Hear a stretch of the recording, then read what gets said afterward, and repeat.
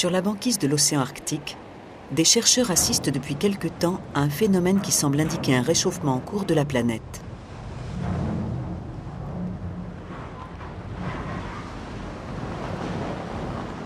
En 1997, les États-Unis, le Canada, le Japon et plusieurs autres pays ont mis sur pied un programme commun de recherche destiné à étudier sur une année les variations climatiques de l'Arctique.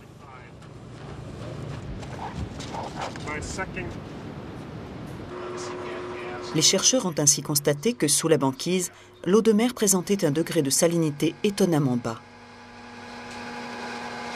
L'eau de mer était presque devenue de l'eau douce. Ils ont aussitôt pensé que ce phénomène pouvait être dû à un accroissement de la fonte des glaces.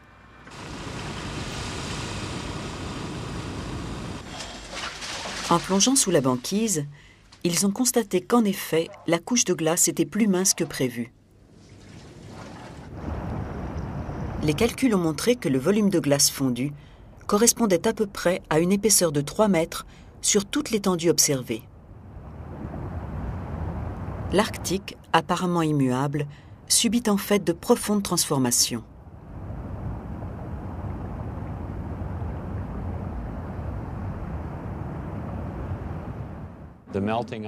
La glace fondue tend à adoucir la couche supérieure de l'océan. Ça nous a tout de suite frappés. Sur l'ensemble de l'année, nous avons rencontré une glaciation inférieure à celle observée sur les 30 ou 40 dernières années.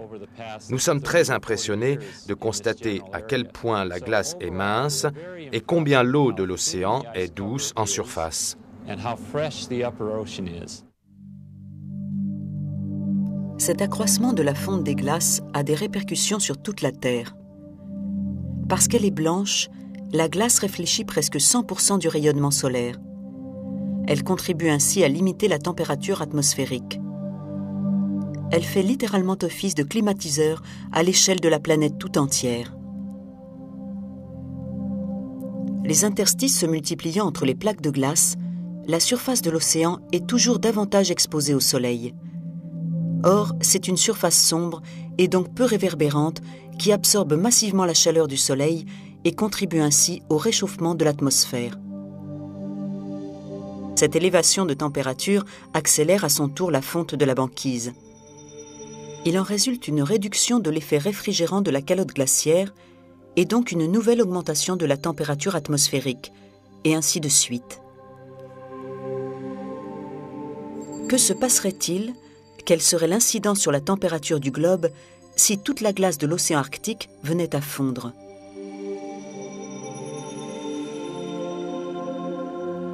Au Centre de recherche climatologique de l'Université de Tokyo, on a tenté de répondre à cette question à l'aide d'une simulation.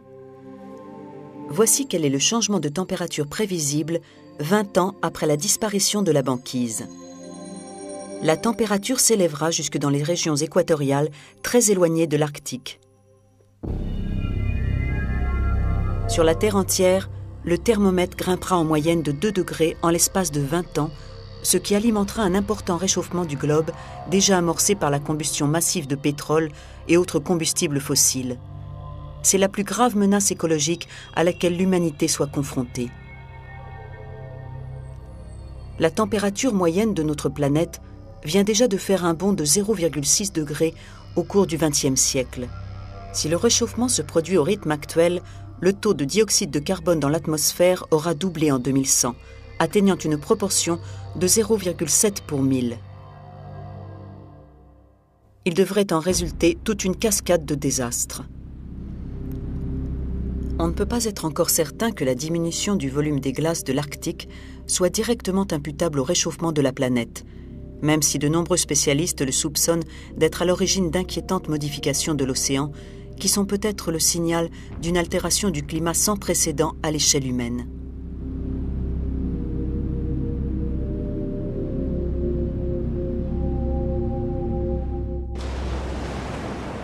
Le Pacifique, au large des côtes de Californie. On y a décelé une anomalie susceptible de conduire à un rapide réchauffement de l'atmosphère. Tout se passe sur le plancher océanique, à 500 mètres de profondeur.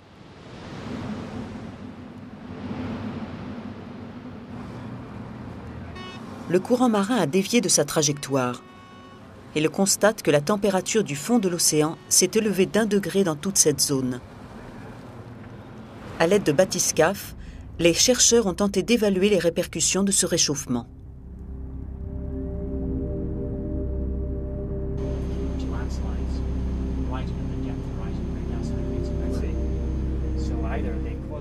Peter Brewer, qui a dirigé cette opération, fut témoin d'un phénomène jamais observé auparavant.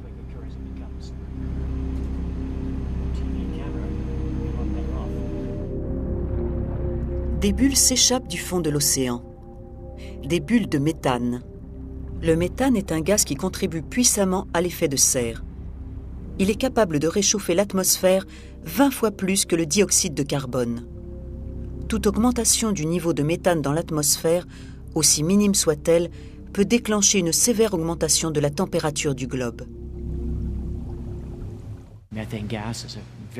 Le méthane joue un rôle très actif dans l'effet de serre. Il faut en être conscient. Il a une durée de vie d'environ 11 ans avant de se dégrader par oxydation en monoxyde de carbone, puis en dioxyde de carbone. Mais cette transformation pourrait modifier l'équilibre atmosphérique. Dans le pire des cas, l'effet de serre pourrait changer dans des proportions tellement néfastes que le réchauffement de la planète dépasserait les prévisions les plus pessimistes.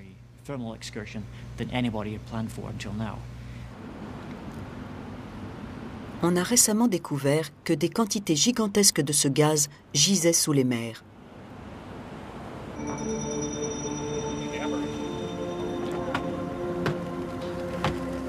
Voici de l'hydrate de méthane.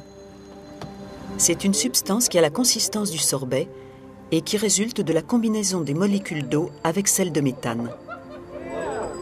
Ce fragment contient à lui seul une quantité phénoménale de méthane. Si on l'allume, il s'enflamme donc très facilement. Plusieurs pays industrialisés se sont déjà lancés dans l'extraction expérimentale de l'hydrate de méthane, qui semble être une source d'énergie prometteuse.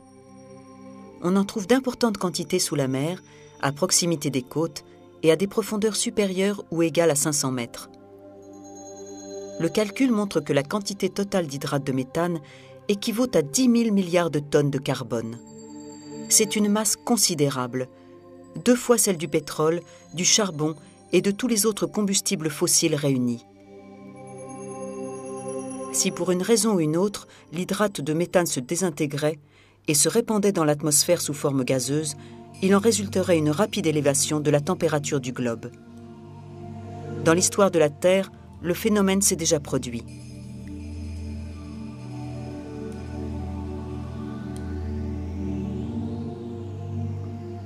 Jürgen Minert, du centre de recherche allemand Geomar, a remarqué la présence de formes qui ressemblent à des cratères.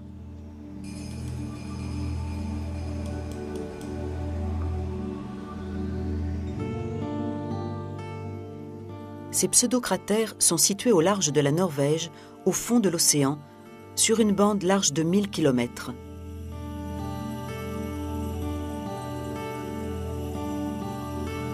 On en dénombre une centaine.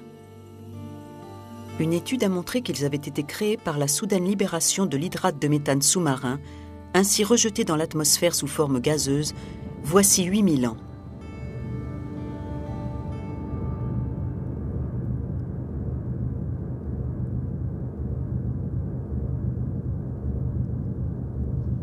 Le plus grand de ces trous béants mesure plus de 3 km de diamètre.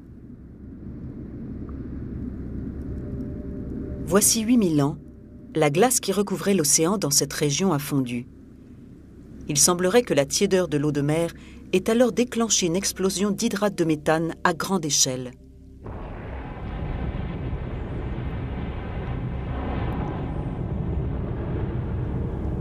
La quantité de méthane qui a jailli de l'océan est estimée à 350 milliards de tonnes.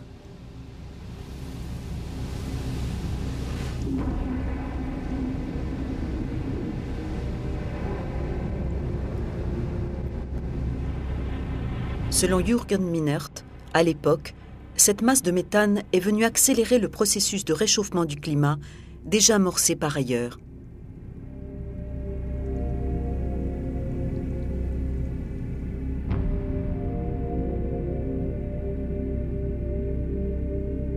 Le professeur Minert souligne que ce furieux jaillissement de méthane, déclenché par une légère modification de la température de l'eau, peut facilement se produire encore de nos jours.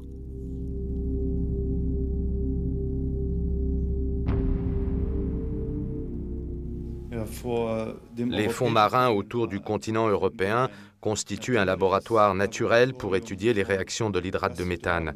Nous avons ainsi découvert qu'il était particulièrement sensible au changement de température de l'eau.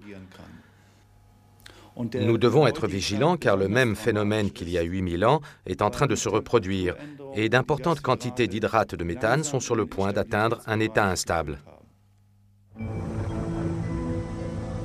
À l'heure actuelle, aucun des modèles théoriques concernant le réchauffement de la planète n'intègre dans ses paramètres la désintégration des hydrates de méthane.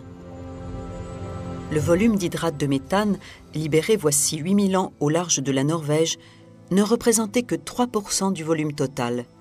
Les conséquences furent pourtant graves.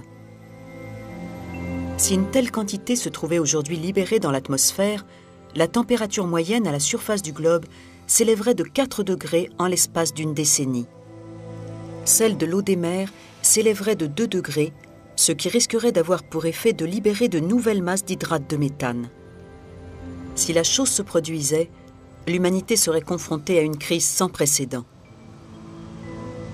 Mais hormis ce risque, les océans pourraient aussi subir l'une de ces évolutions graduelles, souvent passées inaperçues aux yeux des humains, et qui débouchent finalement sur une modification tout aussi radicale du climat.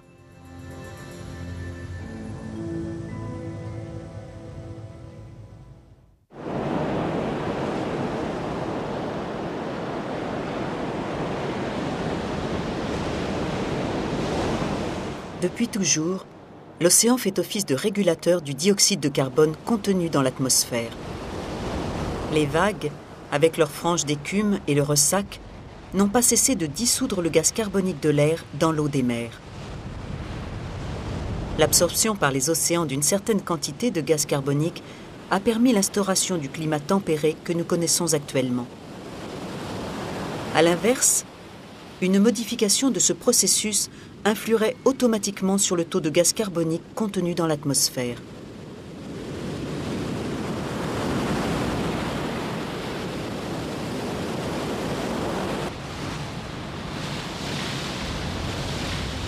Le phytoplancton joue un rôle majeur dans cette fonction de régulation du taux de CO2. Face au réchauffement inexorable que l'on constate, de nombreux scientifiques se concentrent sur les fluctuations du phytoplancton. Il s'agit en fait de micro-organismes qui opèrent la photosynthèse en flottant tout près de la surface. Grâce à cette photosynthèse, la quantité de gaz carbonique contenue dans l'oxygène chute considérablement.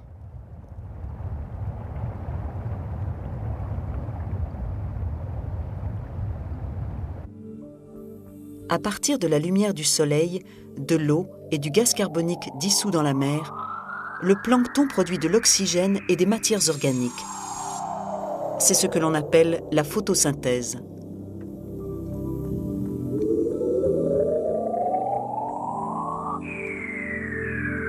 Au cours d'une année, la quantité de matières organiques ainsi produite par le phytoplancton est pratiquement égale à celle produite par la totalité de la végétation terrestre.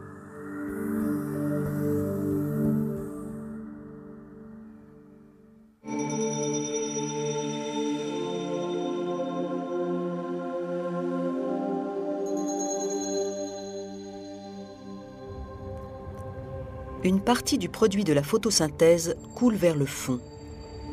La neige de mer est formée d'agrégats de cadavres de plancton. Autrement dit, c'est le dioxyde de carbone de l'atmosphère camouflé sous une autre forme. Cette neige tombe au fond de l'océan et s'y accumule. De cette manière, le phytoplancton transfère d'énormes quantités de CO2 vers le fond des mers.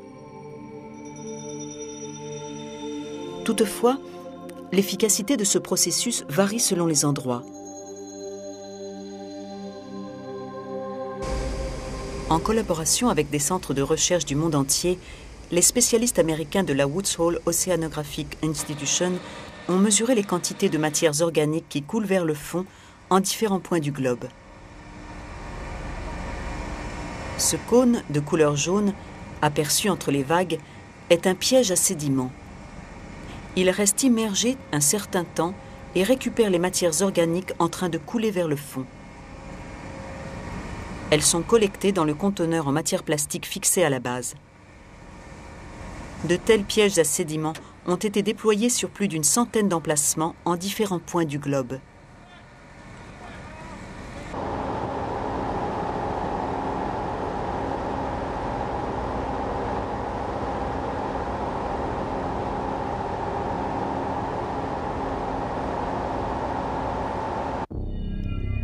Cette étude a révélé qu'il existe des différences substantielles dans les taux d'absorption de CO2 selon les endroits. Nous voyons ici les mesures effectuées à l'aide de ces dispositifs. On remarque que l'absorption de gaz carbonique est plus importante dans les mers froides, telles que le Pacifique Nord ou celles baignant l'Antarctique.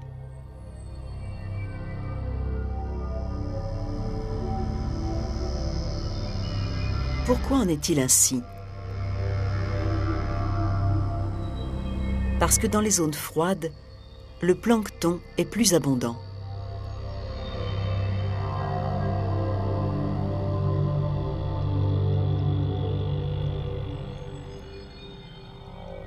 Sous la glace, on voit pendre ces espèces d'algues brunâtres.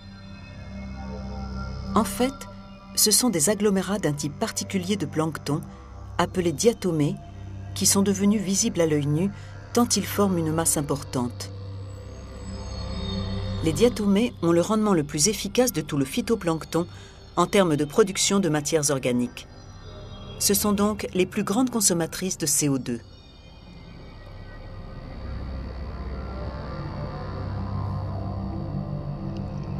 Si les eaux froides recyclent mieux le gaz carbonique, c'est grâce à la prolifération des diatomées dans ces régions du monde. Les diatomées sont en quelque sorte des agents anti-réchauffement très efficaces.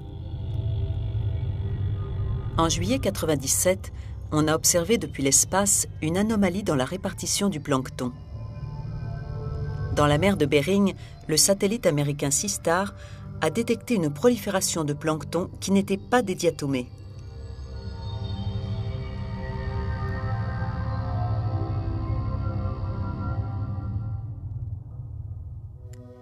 Ce qui apparaît en blanc au centre de l'image trahit la présence d'un type de plancton appelé coccolithophore sur une vaste zone large de 300 km et longue de 700 et qui s'étend d'est en ouest.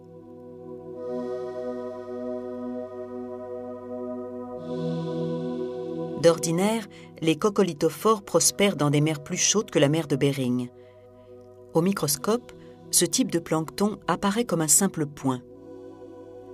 La taille des coccolithophores ne représente que le 10e de celle des diatomées. Ces minuscules planctons absorbent donc moins de gaz carbonique. Et il y a pire. Au microscope électronique, on découvre que les coccolithophores sont pourvus de nombreuses coquilles très élaborées. La croissance de ces coquilles s'accompagne d'une élévation temporaire du taux de gaz carbonique dans l'atmosphère. En effet, les coquilles de coccolithophores sont en carbonate de calcium et leur synthèse s'accompagne d'une production de CO2, c'est-à-dire de gaz carbonique libéré dans l'atmosphère. Le bilan n'est donc pas favorable au rafraîchissement du climat.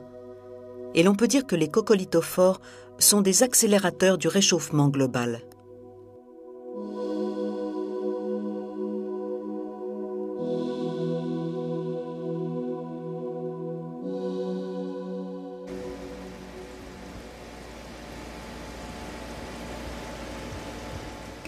L'océanographe Susumu Honjo estime qu'il faut donc surveiller de très près leur expansion.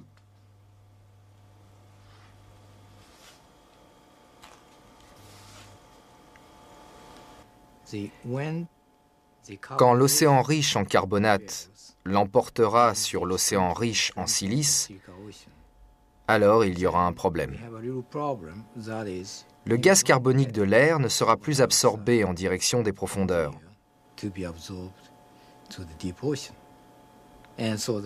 La température de l'océan augmentant, celle de l'air augmentera aussi. Et inversement. C'est pourquoi l'équilibre entre ces deux types d'océans est vital au maintien d'un milieu naturel favorable aux êtres humains.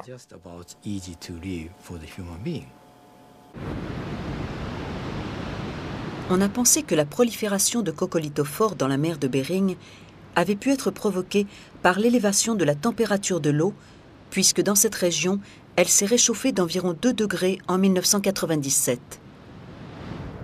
Les modifications qui surviennent dans la température de l'eau peuvent influer sur la répartition des nutriments marins et favoriser ainsi tel ou tel type de plancton.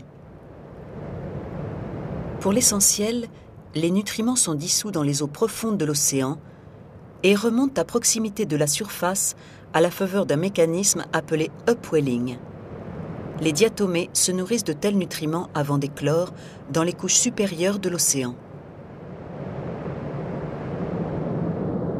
Mais dès que la température s'élève dans les eaux de surface, celles-ci devenant plus chaudes et donc plus légères, agissent comme un couvercle et gênent la remontée des eaux froides et plus lourdes venues des profondeurs. L'effet d'upwelling s'en trouve ainsi ralenti et les nutriments se font plus rares dans les couches supérieures où le plancton se développe. Cet appauvrissement crée un milieu plus favorable aux coccolithophores qu'aux diatomées. Observons le développement de ces deux types de plancton en culture lorsque les taux de nutriments sont peu élevés. On ne remarque presque rien chez les diatomées, tandis que les coccolithophores croissent et se multiplient activement.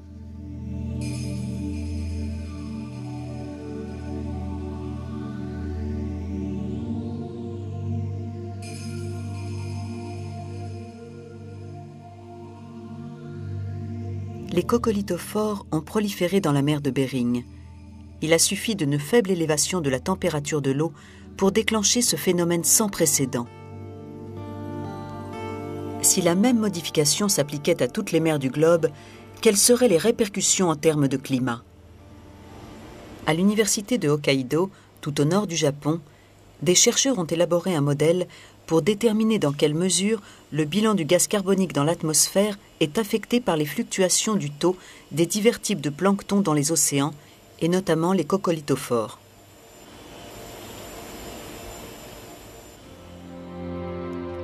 En bleu, les régions où l'eau de mer absorbe le gaz carbonique.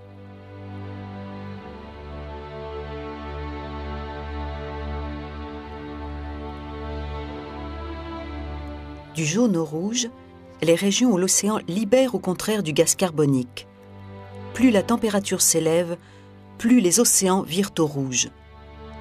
En temps normal, la mer fonctionne vis-à-vis du CO2 atmosphérique comme une pompe aspirante. Or, cette simulation montre clairement que l'accroissement des coccolithophores contribue au contraire à libérer le CO2 océanique dans l'atmosphère. Hélas, la plupart des modèles théoriques qui s'efforcent d'évaluer le risque de réchauffement de la planète ont tout simplement omis d'intégrer dans leurs calculs le rôle décisif de ce plancton qu'un léger accroissement de la température des océans suffit à faire proliférer.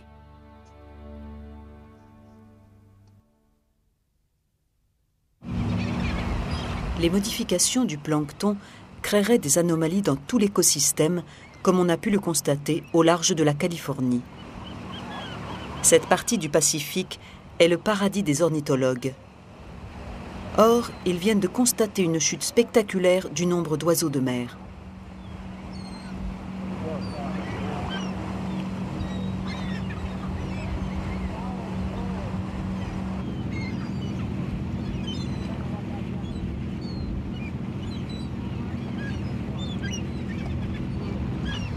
Voici des puffins qui se rassemblent pour pêcher.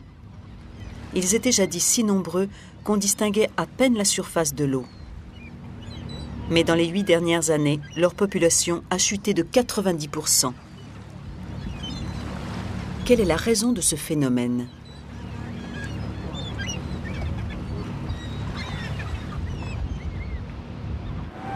C'est la question que se posent des chercheurs de l'Institut océanographique Scripps de San Diego, en Californie.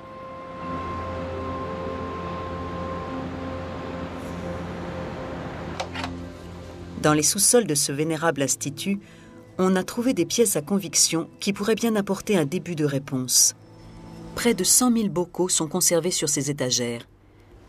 Ils contiennent les spécimens de zooplancton collectés méthodiquement au large de la Californie depuis 1947 avec l'aide des pêcheries locales. Nulle part ailleurs, on a réuni un échantillonnage aussi continu sur une aussi longue période.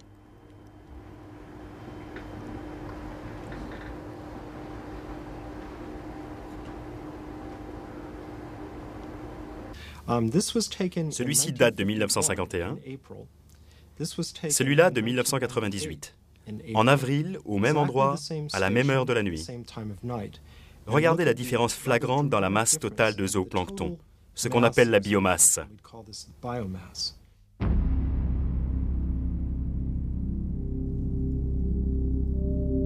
Au large de la Californie, l'eau s'est réchauffée d'1 degré environ.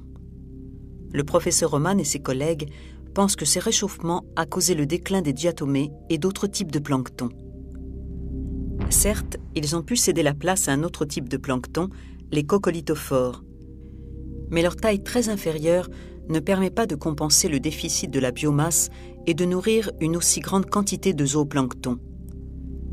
Et les chercheurs pensent que c'est ce qui explique le déclin massif du zooplancton dans cette région. Toute modification du phytoplancton se répercute sur le zooplancton. En l'occurrence, il en résulte un déficit très net, ce qui affecte par contre-coup les poissons qui se nourrissent de zooplancton. Moins de poissons, c'est aussi moins d'oiseaux de mer. Le professeur McGowan, qui dirige l'équipe de recherche, pense que ce qui s'est produit au large de la Californie n'est pas un phénomène isolé.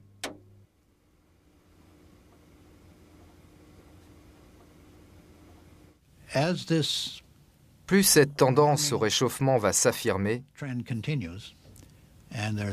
plus il y aura de niches écologiques qui seront touchées.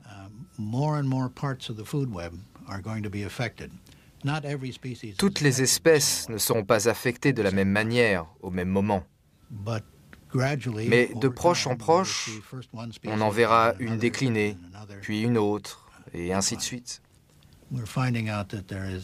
L'océan comporte de nombreuses variables que nous découvrons, non seulement sur le plan physique, mais aussi sur le plan biologique. Si le réchauffement de la planète se poursuit au rythme actuel, la température moyenne des océans devrait s'élever d'1,5 degré d'ici le milieu du XXIe siècle. Et le phénomène constaté dans les eaux californiennes pourrait bien se produire dans n'importe quel océan.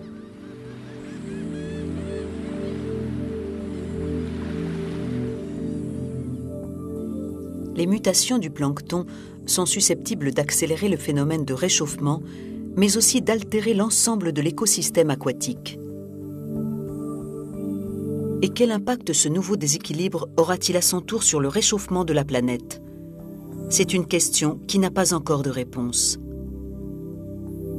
Une infime variation biologique au sein de la mer peut déboucher sur une modification complète des échanges océaniques qui contribuent à la stabilité globale de l'environnement.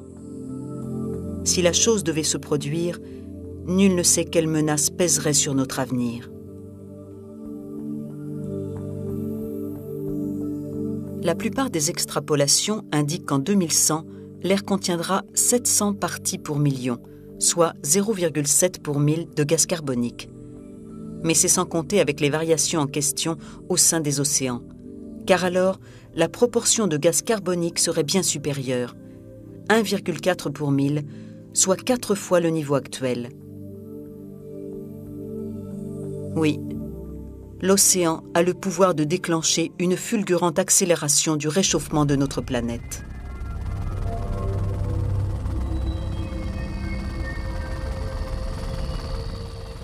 Ce n'est toutefois qu'un scénario parmi d'autres. En fait, il se pourrait que les effets secondaires du réchauffement conduisent à leur tour à un rafraîchissement du climat. L'explication se trouve dans ce courant de l'Atlantique Nord qu'on appelle courant du Groenland.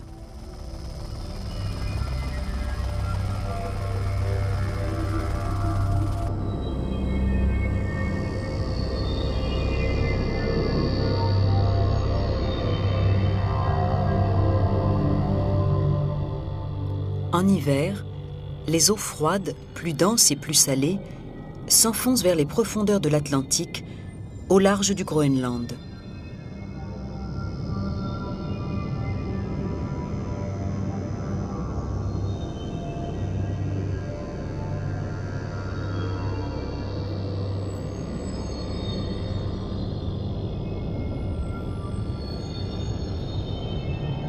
Lorsqu'elles ont atteint le fond de l'océan, elles s'écoulent du nord vers le sud et alimentent un puissant courant des profondeurs qui met 2000 ans à traverser l'Atlantique, puis l'océan Indien jusqu'au Pacifique. On pense que ce courant est responsable du climat stable et tempéré de notre planète, dont la température moyenne est de 15 degrés. Mais des changements s'amorcent au sein de ce courant. Plusieurs pays ont concentré leurs efforts de recherche sur l'étude du courant du Groenland. Et ces travaux indiquent par endroits un affaiblissement de la vitesse d'enfoncement des eaux froides qui alimentent ce courant. En rouge, les eaux qui s'enfoncent. En temps normal, ces colonnes d'eau plus froides et plus salées descendent à 3000 mètres de profondeur et au-delà. Or, ces dernières années, dans certaines zones, elles atteignent à peine 1000 mètres.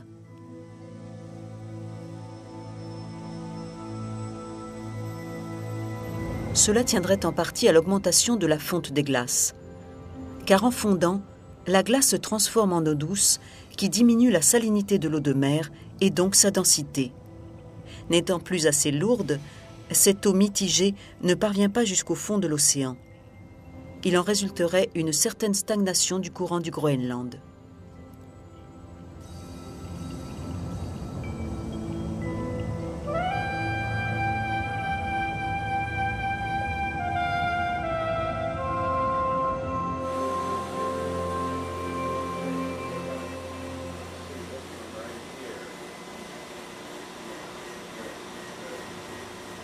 Le professeur Brucker est un spécialiste américain d'archéologie climatique. Ayant étudié les climats préhistoriques, il a découvert que de précédentes stagnations d'un courant des profondeurs avaient amené un refroidissement et non un réchauffement de la planète. Il s'est produit quelque chose qui a replongé la Terre dans un climat très froid pendant 1200 ans. Et soudain, elle s'est à nouveau réchauffée. Nous sommes à peu près certains que l'arrêt du courant marin y était pour quelque chose.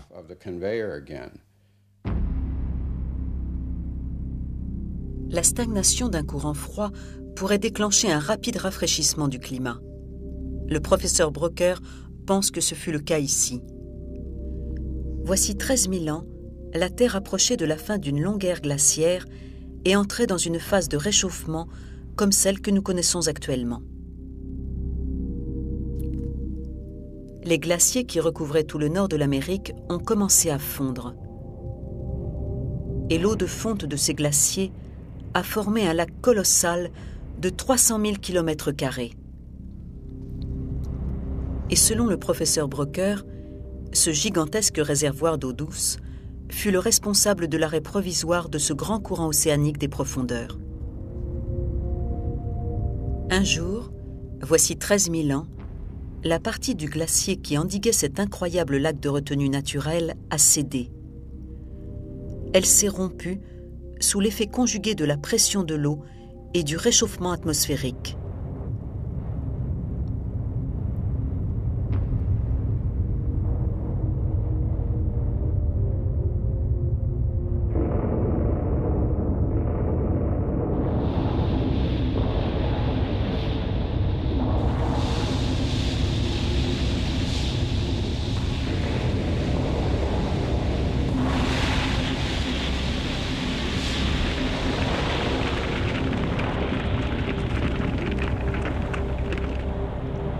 Il se produisit une inondation inimaginable. Toute cette énorme quantité d'eau douce s'est déversée dans l'Atlantique Nord, le diluant littéralement et abaissant la salinité de l'eau de mer au point que l'enfoncement vers les profondeurs ne se faisait plus et que le courant s'est rapidement affaibli.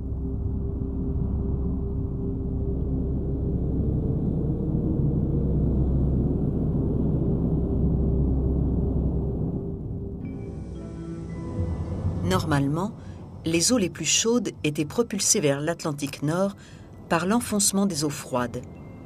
Et cela donnait naissance au Gulf Stream. Grâce à ce courant chaud, l'Europe occidentale jouissait de températures anormalement douces pour sa latitude. Mais l'inondation de l'Atlantique Nord a ralenti le courant du Groenland et par contre-coup le Gulf Stream.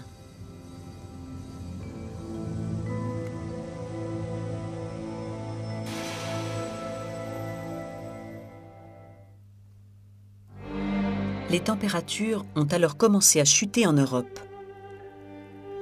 La neige et la glace ont recouvert l'Europe, dont le sol est devenu blanc, réfléchissant ainsi davantage le rayonnement solaire et accélérant toujours plus le refroidissement, et ainsi de suite. Une fois le processus de refroidissement amorcé, divers événements se sont enchaînés pour l'accentuer.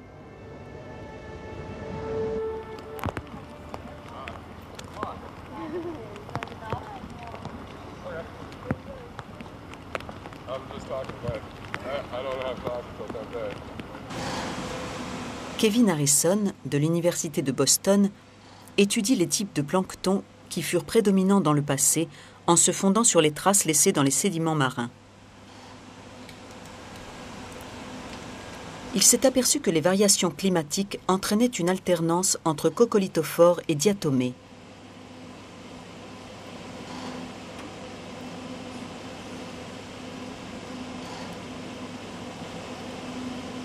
Dans les périodes les plus chaudes, les coccolithophores s'imposaient, tandis qu'aux périodes les plus froides, les diatomées l'emportaient.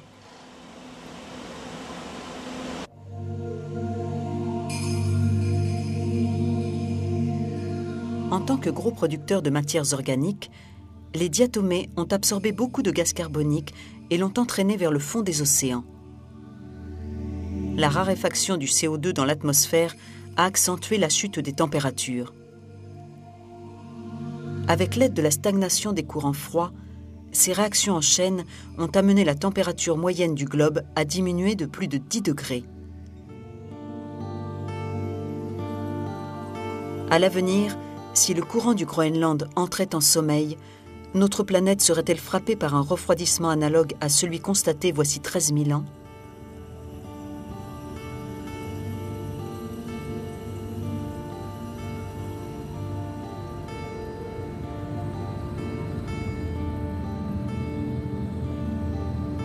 Le professeur Broecker explique que différents scénarios sont envisageables.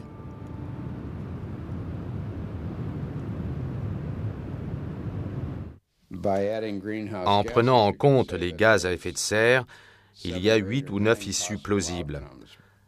Ce que l'on a pu constater par le passé, c'est que les changements ne se font jamais d'un coup brusque, comme on bascule un interrupteur de la position A vers la position B. Le système évoluait, si l'on veut, mais de manière un peu chaotique, avec des ratés. Et ce sont ces ratés qui m'inquiètent, car ils rendent toute prévision assez difficile, au cas où ce courant s'arrêterait. En effet, le courant du Groenland produit différents effets et chacun exerce une influence importante sur le climat.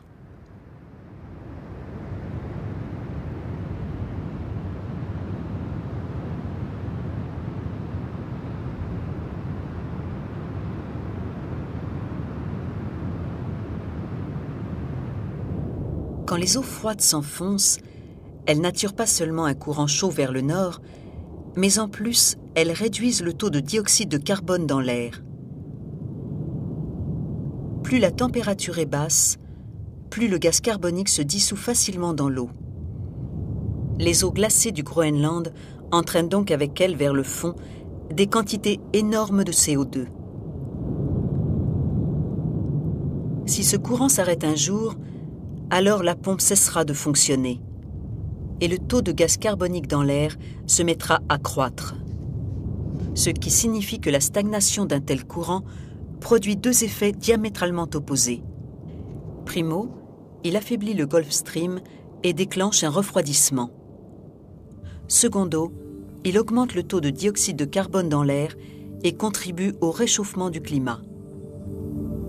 Le plus léger des équilibres entre ces deux effets jouera de manière totalement différente sur le sort du climat à venir.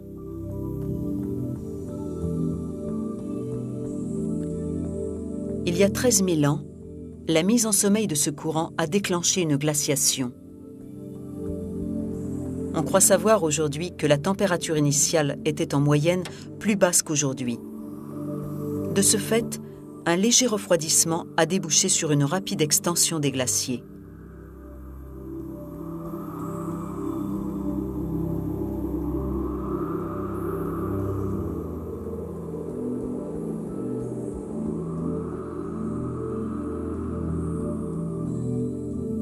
De nos jours, les températures sont bien plus élevées. L'arrêt du courant du Groenland pourrait donc favoriser l'élévation du taux de CO2 avant que la calotte glaciaire ait eu le temps de s'étendre. Et la réaction en chaîne se produirait de manière exactement inverse à celle intervenue il y a 13 000 ans. Refroidissement, réchauffement, le ralentissement du grand courant froid peut avoir des conséquences entièrement différentes selon les données de départ.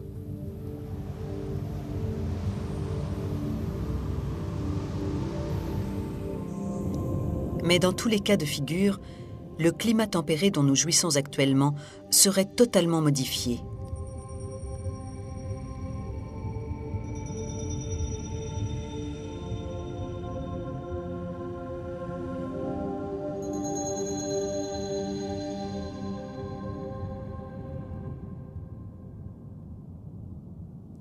Le climat est une bête féroce et nous la titillons avec nos gaz à effet de serre. Elle peut ne pas réagir, elle peut aussi se fâcher et tout le fonctionnement du climat en sera changé. Il ne faut surtout pas que ça arrive parce que ce serait irréversible. On peut dire que le climat tempéré est l'œuvre des océans. Il a permis à l'humanité d'atteindre un très haut degré de civilisation. Or, nous sommes en train de détruire ce qui a fait notre prospérité. Y a-t-il encore un moyen d'éviter cette crise que nous avons préparée ?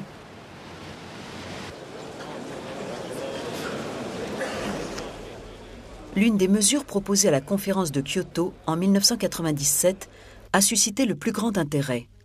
The parties at this third session undertake a review of available information in accordance with Article 42M. C'est le principe de la séquestration du dioxyde de carbone dans les profondeurs des océans.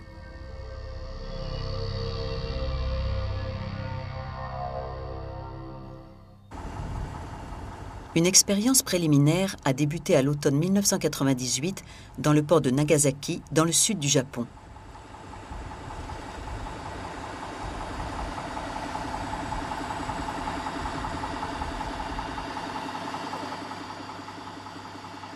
Les chercheurs instillent du dioxyde de carbone dans l'eau de mer pour voir avec quelle efficacité elle est capable de le retenir et quels sont les effets de cet afflux de CO2 sur l'écosystème.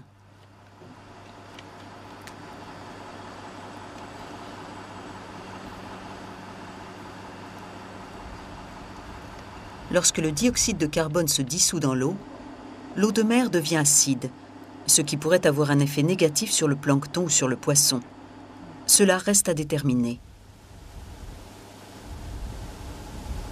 Cette expérience va se poursuivre pendant au moins 1 an afin qu'on puisse en tirer des conclusions précises.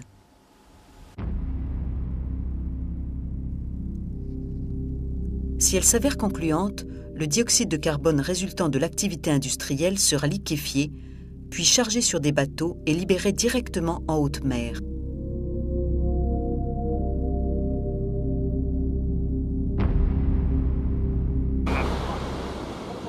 Mais le fonctionnement du milieu marin est loin d'être simple.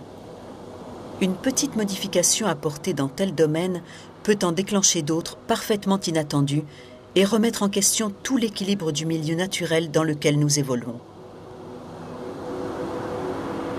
Quelles seront finalement les conséquences du moindre changement apporté à la vie des océans ? À l'heure actuelle, nous n'en savons rien. Et l'océan demeure notre plus grande boîte de Pandore.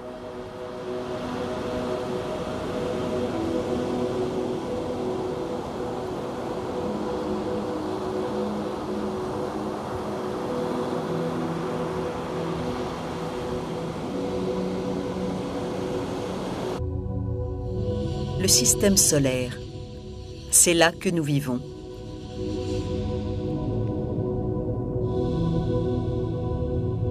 Et sa troisième planète, la Terre, est le seul corps de tout le système solaire qui possède un océan.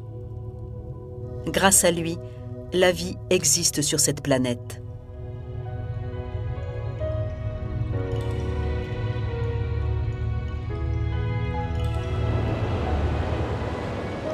Les océans recouvrent 70% de la surface du globe. Leur profondeur moyenne est de 3800 mètres. Ils hébergent une grande variété d'organismes vivants et pourtant, la plupart d'entre eux échappent encore à notre savoir. Alors que débute le 3e millénaire, l'humanité n'a qu'une faible idée de la complexité réelle des mondes océaniques qui restent voilés de mystères. Or, connaître les océans, c'est connaître le passé de cette planète vivante autant que l'avenir de ceux qui la peuplent.